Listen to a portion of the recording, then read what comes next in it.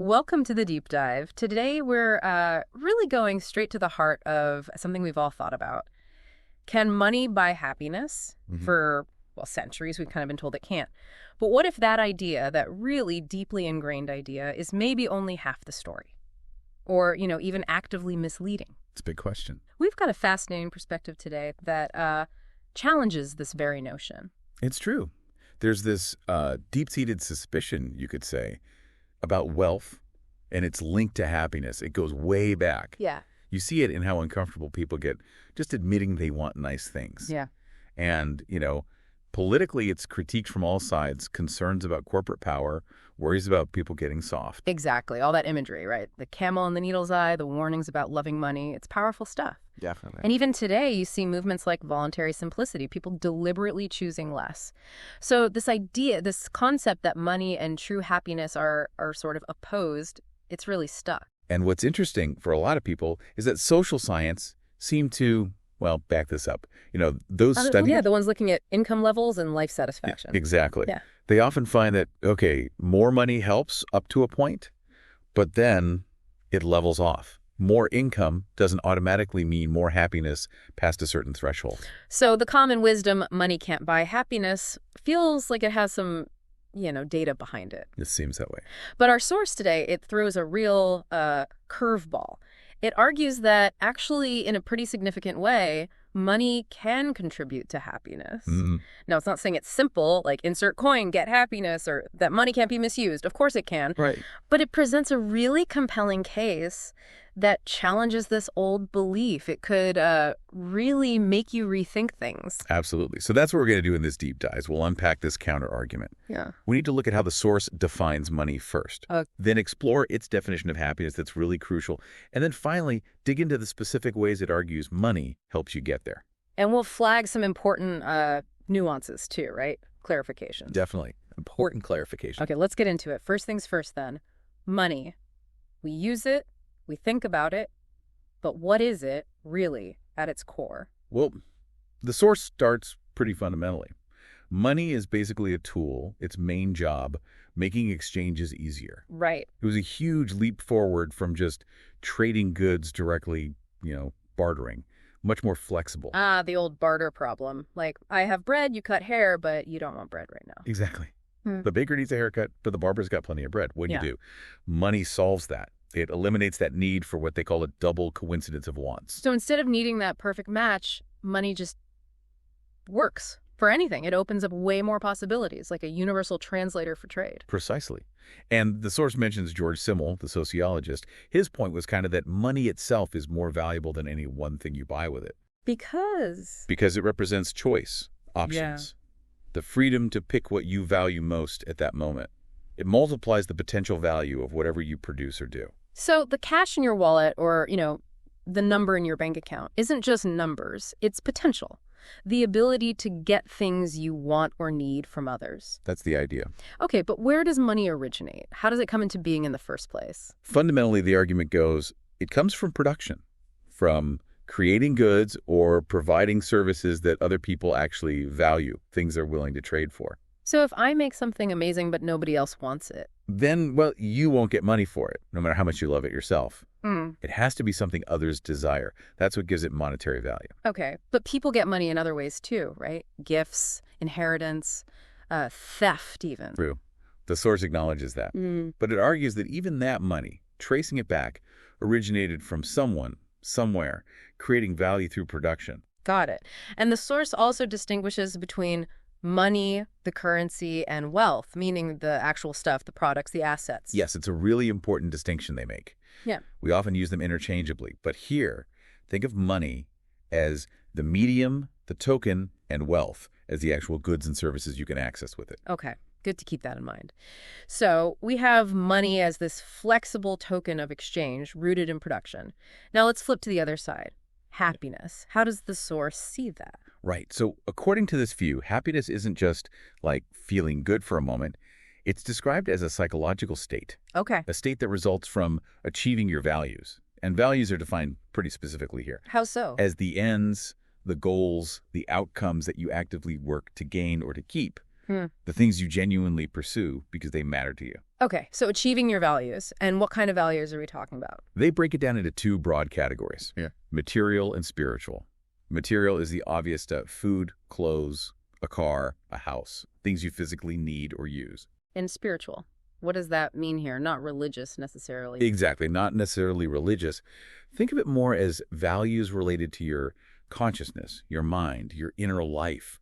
Things like knowledge, beauty, finding rewarding work, building self-esteem, strong relationships. Even if they involve physical things sometimes, like buying a book for knowledge. Right. The primary value is internal, even if it takes a material form. So happiness, in this view, happens when you actually realize a value. Like the satisfaction of buying groceries when the fridge is empty. That's one example, yeah. Or maybe finishing a really tough project at work, or seeing your kids succeed, or finally understanding a complex idea. The more precious the value, or the harder it was to achieve. The greater the feeling of satisfaction, of happiness. Exactly. And the source also makes a point to distinguish between these specific moments of happiness and something bigger. Like an overall sense of well-being. Yeah, a more pervasive global kind of happiness. A general satisfaction with your life, feeling like your days are spent doing worthwhile things, feeling like you're generally effective in the world. You know your time and energy are going towards things that matter to you. So it's not about being blissfully happy 24/7. Life has struggles. Of course, it doesn't exclude frustration or effort, but it's about having this underlying characteristic experience of satisfaction, of value achievement, of efficacy. And how do we get this kind of deeper, sustained happiness? Just luck. Not according to this source. It argues it requires two things: rational values, meaning goals that are actually good for you, that genuinely advance your well-being, and that don't clash with each other in destructive ways. And second, rational action. Making smart choices, taking effective steps to actually reach those goals. Precisely. Serendipity is nice, but you can't build a happy life on it. It requires conscious thought and effort. And it's not just about satisfying any old desire, right? The source mentioned, like drugs or something. Yeah. Right. That makes a strong distinction there. Just getting a pleasure hit from something harmful doesn't count as achieving a value in this sense. Values are specifically ends that truly enhance a person's life. It's not hedonism. It connects back to the fundamental drive for life and flourishing. Okay. And another key point was about it being self-generated. Yes, absolutely crucial. The happiness has to come from your judgment, your choices, your actions. Autonomy is key. That feeling of, I did this. Even Aristotle's idea gets a mention, right? That external goods help, but happiness is more about how you live. Exactly. Possessions aren't the core of it. Right. And importantly, you can't just transfer happiness. Someone can help you, sure, offer resources or support, but the actual feeling of happiness, the satisfaction, that comes from your own will, your own effort, that sense of efficacy again. Right, you can't borrow it or steal it or force feed it to someone. Nope, it has to arise from within. Okay, so we have money as a tool for exchange, happiness as a result of achieving self-chosen, life-enhancing values through rational action. Now let's connect them. How does money actually buy happiness in this view? Right, the connection. The source argues money facilitates achieving values and therefore happiness in two primary ways: directly and indirectly. Let's start with the direct ways. The first one is pretty straightforward. We are physical beings. We have material needs. Can't argue with that. Food, shelter. Exactly. We're not just minds floating around. Our bodies need things to survive and function well. And money is, well, instrumental in getting those things. It's the tool we use to trade for the goods and services essential for survival and basic comfort. And the source pushes back against the idea that focusing on material needs is somehow bad or less noble. It does. It suggests that sometimes the money can't buy happiness line comes from a sort of hostility towards our physical nature, like the old mind-body split. Yeah. But we need both. Even someone totally dedicated to, say, spiritual or intellectual pursuits still needs to eat, still needs a roof over their head. A starving philosopher isn't doing much philosophy. Pretty much. The spiritual and material aren't really separate in our lived experience. You need to satisfy material needs to pursue any goals effectively. Money gives you the claim on the goods and services needed to live. So the problem isn't the money or the material goods themselves? No, the source argues the problem arises when we misuse them, like expecting a fancy car to solve deep emotional issues or becoming obsessed with accumulating wealth just for its own sake. That's when we get the false idea that money itself is the problem. So money and things are kind of neutral. They become good when they actually help us live better. That's the idea. They're morally neutral until they impact our well-being positively or negatively. And in that positive sense, money is like a passkey. A passkey. Yeah, opening doors to a huge range of values. From the mundane, like buying groceries, to the extraordinary, like funding life-saving research or traveling the world. From immediate needs to long-term security, hamburger or caviar, bus fare or a world cruise. The range is vast, limited really only by human ingenuity and production. Okay, so that's the direct link meeting essential physical needs. What's the second way money contributes? The indirect one. This one is maybe less obvious, but, the source argues, incredibly powerful. Money is time. We know time is money, but this is the reverse. Money is time. Exactly. And it's often less appreciated, but think about it. The source even uses a quote from Ayn Rand's Atlas Shrugged. About manufacturing time, how does that work?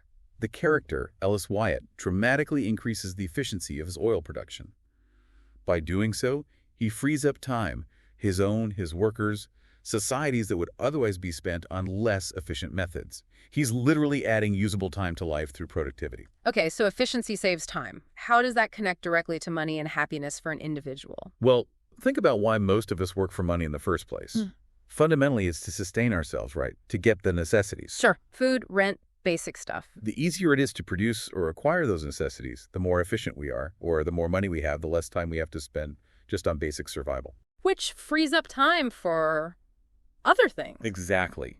Wealth, seen this way, is like stored up past production. It reduces the pressure to constantly work just to cover the basics now. It buys you breathing room. It buys you time. So if you're struggling financially, most of your time and energy goes into just getting by. Right. But with more money, you gain choices about how you spend your time. The source uses examples like, okay, maybe you buy coffee instead of making it to save 10 minutes. Or you buy a car to cut your commute, saving an hour a day.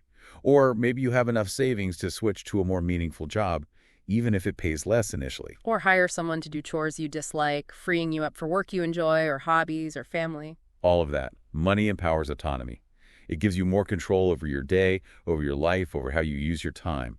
And that feeling of control of autonomy is a huge factor in happiness, as we discussed. The source had an example, didn't it? Someone called Ron. Yeah, imagine Ron. He gets better at his job, maybe demand increases, he earns more. Now he has options. He could keep working the same hours and have more money. Or he could choose to work fewer hours for the same income he needed before. Giving him more time. More time for the park, for hobbies, for family, maybe taking a class. That directly increases his quality of life, his potential for happiness, because he has more time for things he values. And even economists like Robert Frank acknowledge this, right? That productivity gains give us choices, work less, earn the same, or invest that time elsewhere. Exactly. So this power of money to expand options, especially regarding our time, is really central to how it can buy happiness. It's not just about buying stuff. It's about buying the freedom to live according to your values. It allows you to pursue those spiritual values more easily, too. Definitely. Think about it. Having the financial means gives you the time and resources to, say, write a novel, learn an instrument, engage in academic research, volunteer, spend meaningful time with your kids, or even just have peace of mind about retirement. These are often deeply fulfilling pursuits. And the source also points out that the process of making money, if done right, can be rewarding too. Yes, that's another layer.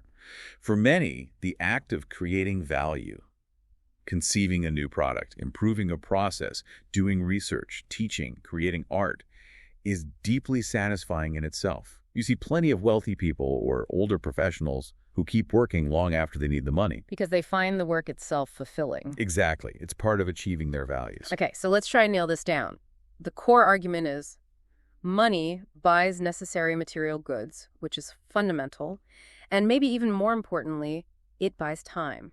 Time allows us to pursue both material and spiritual values, the things we find meaningful, and achieving values is happiness, according to this source. That's the essence of it. Money enhances our ability to achieve values, which leads to happiness. Now, you mentioned clarifications earlier. These seem really important to avoid misunderstanding the argument. Absolutely crucial. First and foremost, the claim is that money can buy happiness, not that it always does or that it's guaranteed. Big difference. Right. Having money doesn't automatically flip a happiness switch. Not at all.